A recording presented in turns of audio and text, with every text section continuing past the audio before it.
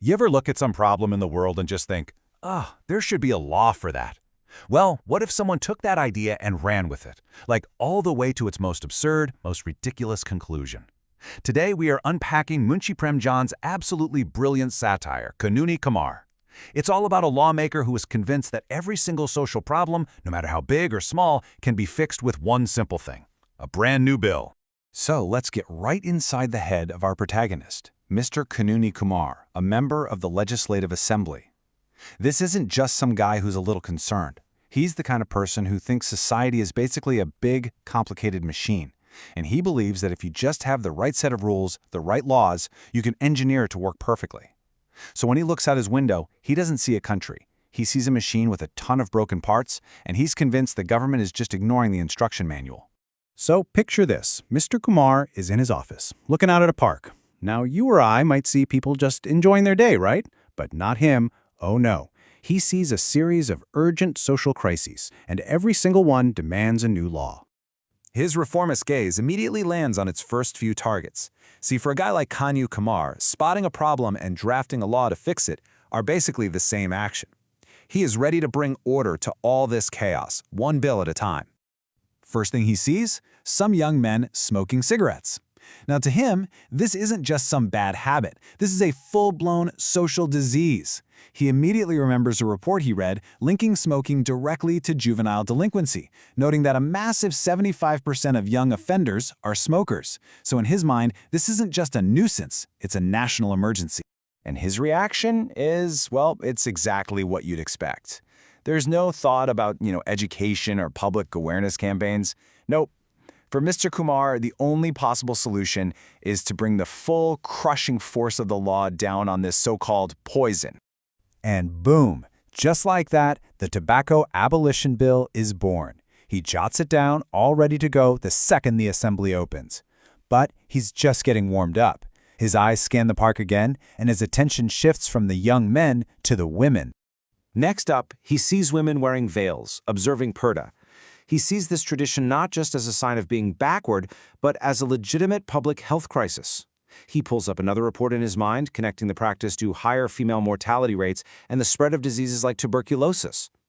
You see, in his eyes, the country itself is the patient, and purdah is the disease. So what's his prescription? Of course, the Purdah Removal Bill, a law to force its removal. He's totally convinced that without this kind of drastic intervention, the nation itself is basically doomed. Just then, a beggar wanders up to his window. But Kumar doesn't see a person in need of help. Nope, he sees a flaw in the system, a symptom of national inefficiency. He just shoos the man away, disgusted by what he calls a plague of freeloaders who are holding the country back. And this is just how his brain works. He reads an official report that says there are 5 million beggars, and he immediately decides that's just the tip of the iceberg. So he just makes up a new number. He decides the real number of unproductive citizens is closer to 30 million. Why? Because it makes his case for drastic action even stronger.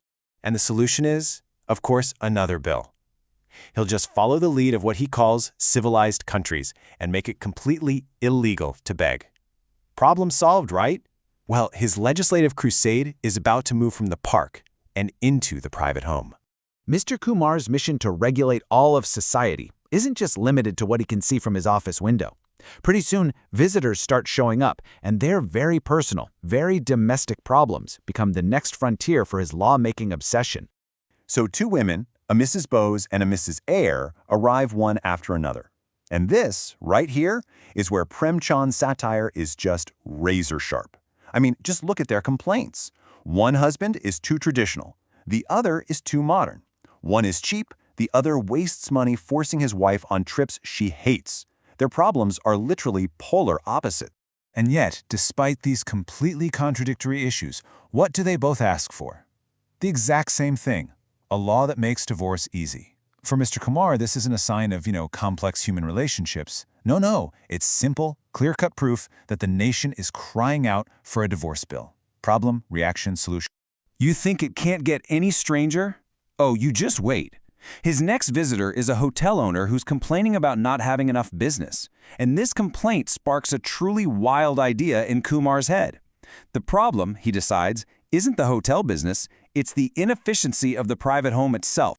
So, yep, you guessed it. He drafts another bill. The Hotel Promotion Bill would literally make it illegal for middle-class families not to live in a hotel. He genuinely believes this one law will advance the country by 500 years, like overnight. I mean, the sheer audacity is it's breathtaking. But just when you think his ambition can't possibly get any bigger, he looks out that window one more time. He sees a tired, pregnant mother struggling with a bunch of small children, and in this one scene, he sees the ultimate failure of society, one that requires his most extreme solution yet. This inspires what he thinks is his masterpiece, the Child Restraint Bill.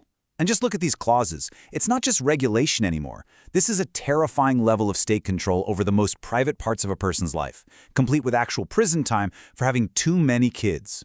So there he is, Mr. Kumar, just basking in the glow of his own legislative genius, convinced he's basically solved all of society's problems in one afternoon.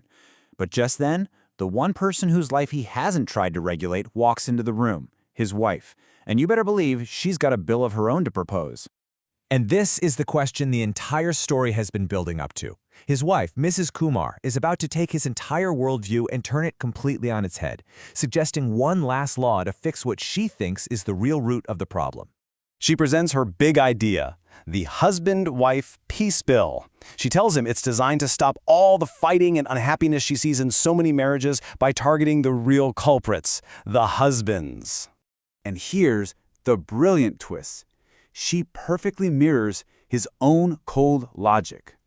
A husband must give half his income to his wife. Men are basically under house arrest. And the penalties? Years of hard labor, just like in his bills. She's using his own blunt legal instrument against him. And his reaction is just priceless. He is absolutely outraged. "Impossible," he yells. "You want to change human nature." This from the man who just drafted laws to control smoking, begging, marriage, housing, and even childbirth. The hypocrisy is just stunning. He cannot see that he's been trying to legislate human nature all day long. And this is where the story's powerful conclusion lands perfectly. Mrs. Kumar explains her point. Sure, a law can force someone to behave a certain way, but it can't create real, lasting change. That, she says, comes from education, from changing your perspective, from changing hearts and minds, not from the threat of being locked in a cage. In the end, Mr. Kumar is left completely speechless, and we're left with this incredibly important question. Through this hilarious but biting satire, Premchand makes us think really hard about the limits of lawmaking. At what point does that noble quest for a better society cross the line and just become tyranny? It's a question that's just as relevant today as it was when you first wrote it. If you enjoyed this explainer, make sure you're following for more breakdowns of great works that really make you think. Hit that bell icon so you don't miss our next one. And let us know down in the comments, what's one law you wish you could pass? Thanks for watching.